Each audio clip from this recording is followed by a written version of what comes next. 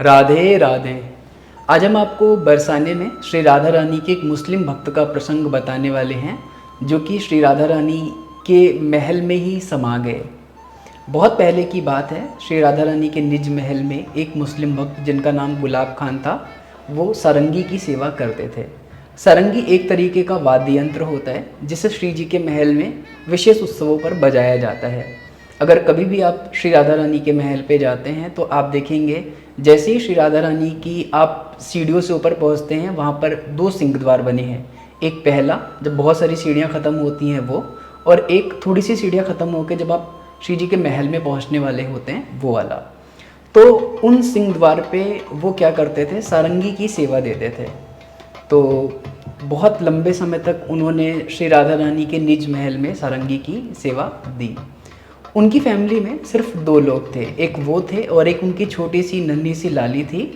तो जब वो श्री राधा रानी के निज महल में सारंगी की सेवा देते, राग सेवा देते, तो उस टाइम पे उनकी लाली नाचती और खूब अच्छे से कूदती रहती। समय बीतता गया, धीरे धीरे धीरे धीरे धीरे उनकी लाली बड़ी हो गई। अब जब उनकी लाली बड़ी हो गई तो मंदिर के गोसाई जी ने कहा कि गुलाब, तेरी बेटी बड़ी हो गई है, तू उसका ना ब्याह कर दे। बेटी को अपने घर में रखने का मतलब कुछ नहीं है, क्योंकि उसकी शादी करना ज़रूरी है। तो जब 2-3 बार गुलाब खान को गोसाई जी ने ये बात बोली, तो गुलाब खान ने गोसाई जी को बोला कि गोसाई जी, आप जानते तो हैं सारंगी की सेवा देता हूँ। और उस टाइम पे श्री राधा रानी के निज महल में उतने भक्त नहीं आते थे, भक्तों की संख्या काफ़ी कम थी। तो गोसाई जी ने कहा, तू चिंता क्यों करता है, तू अच्छा सा लड़का तो देख ले, और लड़का देख के तू शादी का विचार तो बना। पैसे का इंतजाम सब राधा रानी कर देंगी, सब पैसे का इंतजाम हो जाएगा, अच्छे से हो जाएगा, तू बस एक अच्छा सा लड़का देख ले। तो गुलाब खान गोसाई जी से ये आश्वासन लेकर के एक अच्छा सा लड़का देखने लगे। अच्छा सा लड़का मिल गया, सब गोसाई परिकर ने मिलकर खूब सुंदर तरीके से उस मुस्लिम बेटी का ब्याह कर दिया। बेटी का तो ब्याह हो गया, लेकिन गुलाब खान क्योंकि अपनी बेटी से बहुत ज़्यादा, बचपन से ही बेटी उनके साथ रह रही थी और दो लोगों का ही परिवार था, तो बहुत ज़्यादा कनेक्टेड थे, बहुत ज़्यादा जुड़े हुए थे। अब बेटी की उनको याद सताने लगी, लगातार उनको बेटी की याद सताने लगी। पहले क्या होता था, गुलाब खान आते थे, श्री जी के महल में सारंगी की सेवा करते और रात को शयन के बाद चले जाते। लेकिन अब गुलाब खान को पता ही नहीं चलता था कब सुबह हुआ, कब शाम हुई। हर टाइम वो श्री जी के उसी चबूतरे पे बैठे रहते, और जब तक उनकी हिम्मत पड़ती सारंगी की सेवा करते, नहीं तो चुपचाप सोचते रहते, मेरी लाली कैसी होगी, मेरी बेटी कैसी हो गई। सब लोगों ने बहुत समझाने की कोशिश की, बेटी पराया धन होती है, उसको तो जाना ही है। लेकिन एक जो प्रेम होता है, एक पिता जिस तरीके से अपनी बेटी से इतना ज़्यादा कनेक्टेड है, उससे उनको रुका नहीं जा रहा था। बार बार वो सारंगी की सेवा करते और अपनी लाली को याद करते कि मेरी लाली होती तो कितना सुंदर तरीके से डोलती, कितना सुंदर तरीके से श्री राधा रानी को लाड लड़ाती। लगातार बहुत दिन बीत गए, गुलाब खान वैसे ही करते रहे। दिन प्रतिदिन गुलाब खान की स्थिति खराब होती गई, उनका स्वास्थ्य खराब होता गया। बहुत लोगों ने प्रयास किया कि उनको किसी चिकित्सक को दिखाया जाए, वैद्य को दिखाया जाए, लेकिन वो हट करके वहीं बैठे रहे, हटते ही नहीं।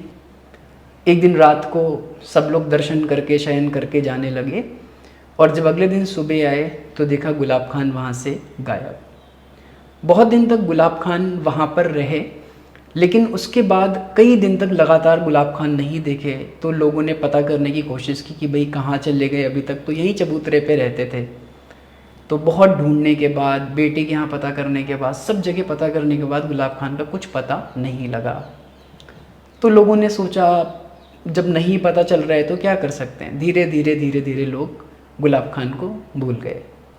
एक दिन श्री राधा रानी के निज महल की सेवा करने के बाद गोसाई जी नीचे जा रहे थे, और जो हमारा कीर्ति मंदिर है उसके पीछे से वो जा रहे थे।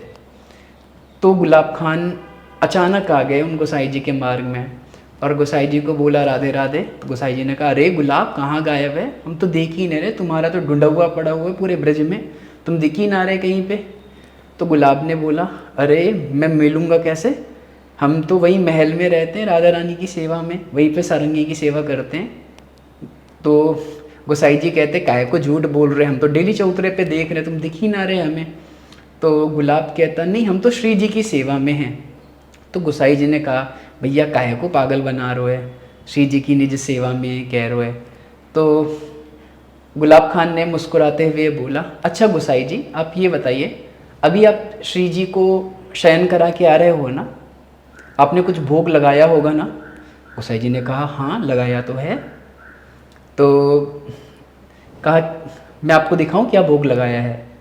तो गुलाब खान ने ऐसे श्री जी की बीड़ा प्रसादी का भोग दिखाया गोसाई जी को। जैसे ही गोसाई जी को उस बीड़ा प्रसादी का भोग दिखाया, गोसाई जी के होश उड़ गए, उनके पैरों के नीचे से ज़मीन खिसक गई। वो सोचने लगे अरे ये तो बीड़ा प्रसाद अभी मैं श्री जी को भोग लगा के आ रहा हूँ, ये कैसे गुलाब खान के पास में आ गई, कैसे गुलाब को मिल गई। वो तो बिल्कुल सोचने लगे, चिंतित हो गए कैसे हो गया। तो गोसाई जी ये सोच ही रहे थे, बस सोचते सोचते उनका ध्यान गुलाब खान से हटा और गुलाब खान तो श्री जी की नित्य सेवा में पहुंच चुके थे, बन गए थे गुलाब सखी, और गुलाब सखी हो गई वहाँ से गायब। अब जब गोसाई जी ध्यान में आए, देखा गुलाब कहाँ है, तो गुलाब गायब। थोड़ी देर रुकने के बाद गोसाई जी को सब समझ आ गया। किसी को नहीं पता कि श्री राधा रानी कौन से गुण कौन से अवगुण पर अपने भक्तों पर रीझ जाए, और तब से उन गुलाब खान का नाम पड़ गया गुलाब सखी। तो इस तरीके से एक मुस्लिम भक्त हमारी श्री राधा रानी की, हमारी किशोरी जी की, हमारी लाडली जी की नित्य सेवा में पहुंच गए। बोलो वृंदावन बिहारी लाल की जय। श्री कुंज बिहारी श्री हरदास।